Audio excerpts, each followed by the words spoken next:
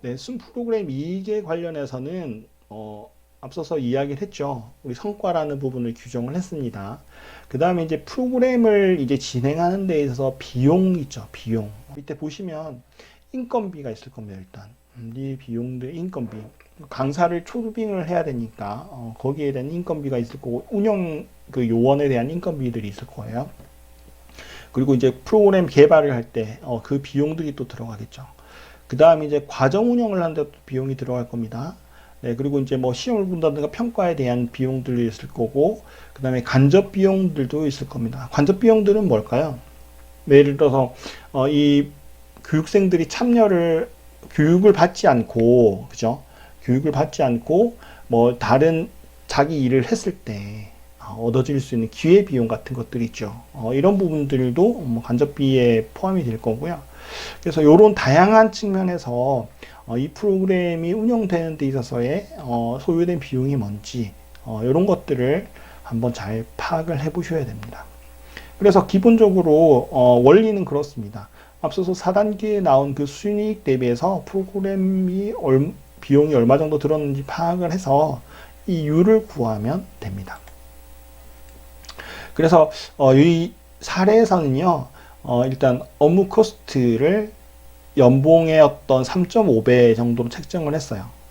그래서 근무일수 같은 경우에는 365일 중에서 네, 일요일하고 국경일 빼고요. 그 다음에 연중 휴가를 빼니까 한 272일 정도 나오더라. 그 다음에 근무 시간은 뭐 평일 8시간이고 이때는 토요일 날도 일을 했나 봐요. 그래서 4시간 기준으로 해서 뭐 연간 2068시간 정도, 월 평균 한 172시간 정도로 해서 이렇게 인건비와 관련된 그런 어떤 그 기준을 세웠습니다. 그 다음에 이제 직급별 단위 시간이라고 해서 뭐 지국장 각 직위별로 뭐 연간 시간, 그 다음에 월간 시간, 그 다음에 일간하고 시간당 거기에 대한 비용들을 이렇게 제시를 했어요. 그래서 일단 기초 데이터라고 할 수 있죠. 그래서 이 기초 데이터를 만드는 것들이 중요합니다. 프로그램 개발 비용, 비용 뭐 이렇게 인건비나 뭐 교재 제작비나 뭐 개발비나 뭐 이런 것들, 이건 명확하게 나오는 금액이죠. 이런 비용들을 총 더하고요. 그다음에 운영과 관련된 비용들, 뭐 이런 것들도 총 더해서 이렇게 평가와 관련된 것들 다 합산을 합니다. 그 다음에 이제 간접비 부분들, 그 다음에 이제 교육생들 인건비가 있을 거잖아요. 그죠? 그러니까 원래는 일을 했으면 그 인건비는 떨어지는데 이걸 교육을 했기 때문에 거기에 따른 어떻게 보면 기회비용이라고 할 수 있을 것 같아요. 그죠? 기회비용들이 있을 수 있고 거기에 따른 또 출장비도 있을 수가 있죠. 출장비도 있을 수가 있고, 외부로 좀 먼 곳으로, 뭐, 연수를 받아서 이제 회사 외 곳으로 이렇게 이동을 한다라고 했을 땐, 거기에 대한, 비용도 있을 수가 있을 것 같습니다. 이런 것들을 다 비용으로 처리를 한다. 예. 그래서, 이런 프로그램 비용 대비해서 순이익, 프로그램이 얻는 이익이 뭐 얼마 정도 되는지 파악을 해서 ROI를 구한다. 이렇게 이해를 하시면 좋을 것 같습니다. 그래서 총 프로그램 비용을 구해봤더니 한 1600만 원 정도 이렇게 나왔네요.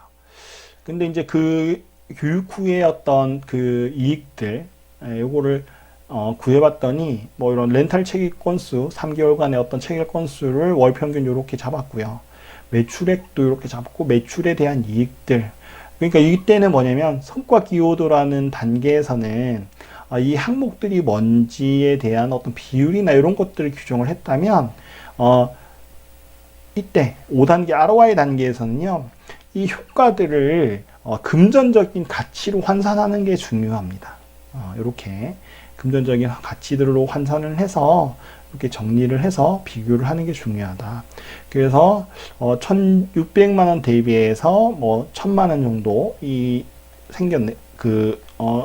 교육에 대한 어떤 이익이 생겼네요. 그죠? 그래서 ROI를 이렇게 구할 수 있다. 이 교육의 효과는 한 63% 정도 되더라. 이렇게 이해를 하시면 좋을 것 같습니다.